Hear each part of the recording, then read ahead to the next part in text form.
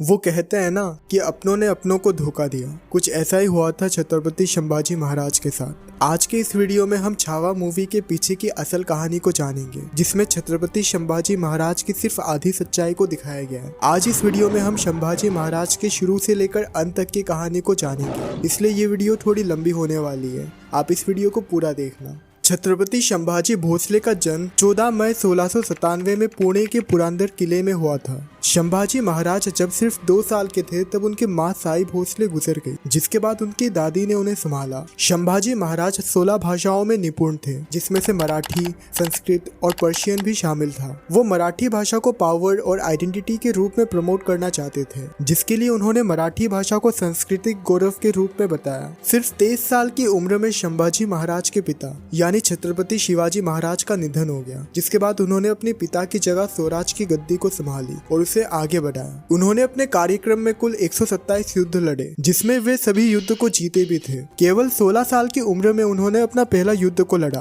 जिसका नाम था बैटल ऑफ सलहार, और इसमें उन्होंने रामनगर को जीता। छत्रपति शिवाजी महाराज के निधन के बाद मुगल राजा औरंगजेब को लगा कि अब उसे हराने के लिए कोई मराठा बचा ही नहीं है, लेकिन उसके सिर्फ कुछ ही महीनों बाद संभाजी महाराज ने बुरहानपुर में हमला करके उसके सारे अरमानों पे पानी फेर दिया। अब औरंगजेब का अगला लक्ष्य छत्रपति संभाजी महाराज बन चुके थे।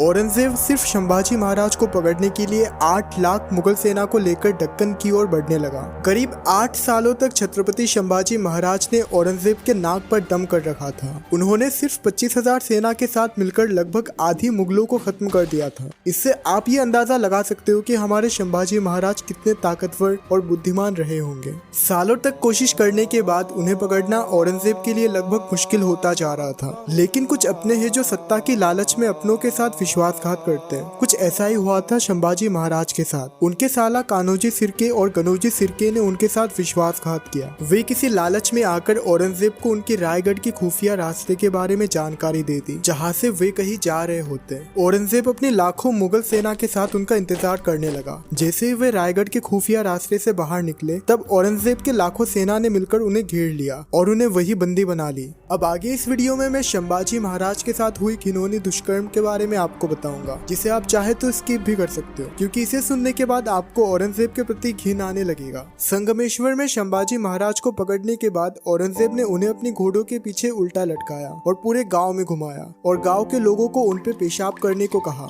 औरंगजेब की क्रूरता बस यही खत्म नहीं हुई। उसने संभाजी महाराज को कई यातनाएं दी, पर उनके मुख से सिर्फ एक चीख तक नहीं निकली। वे सभी यातनाओं को सहते रहे। इससे औरंगजेब का मन नहीं भरा। उसने उनके शरीर को चीरना शुरू किया, उनके घाव पर नमक लगा दिया ताकि उन्हें और ज्यादा जलन हो। अब अंत में औरंगजेब ने उनके सामने 3 प्रस्ताव रखे। उनसे हाथ मिला लो, मुगलों की तरफ आ जाओ, जिंदगी बदल जाएगी। बस तुम्हें अपना धर्म बदलना होगा। इस पे संभाजी महाराज ने उसके तीनों प्रस्ताव को ठुकरा दिया। ये देखकर अब औरंगजेब को और ज्यादा गुस्सा आने लगा। उसने एक एक करके उनके नाखूनों को उखाड़ने लगा और वापस से उसी चीज को दोहराने लगा। इतने कष्ट को सहने के बाद भी संभाजी महाराज के मुख से एक स्वर तक नहीं निकली। अब इसके बाद औरंगजेब ने एक गर्म लोहे को लेकर उनकी दोनों आंखें को फोड़ दी। अब संभाजी महाराज के मुख में डर का कोई नामो निशान नहीं था। ये देखकर औरंगजेब ने उनसे स्वराज के बारे में पूछा। कहाँ है तुम्हारा स्वराज? सह्याद्री के पहाड़ों में, गोदावरी की लहरों में, रायगढ़ की मिट्टी में, जालना की गलियों में, नासिक की हवाओं में, कोंकण के कोनों में, जय भवानी की चरणों में, लाखों मराठा के नस नस में है स्वराज।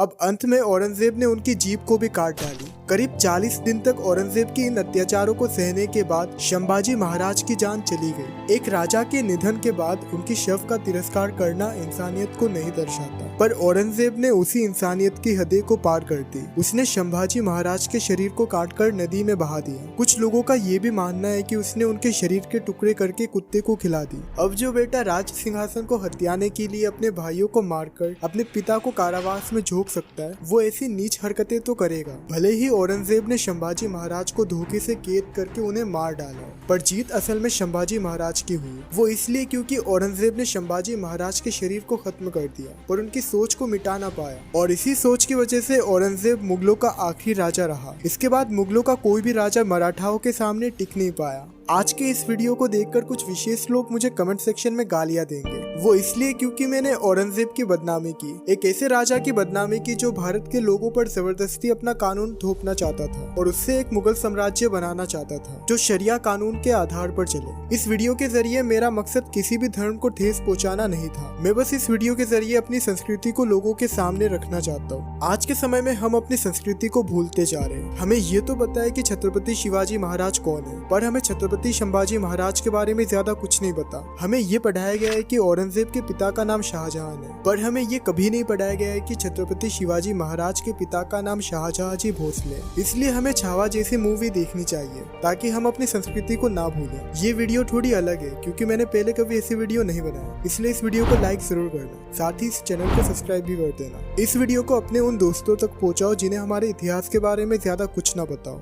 जय हिंद।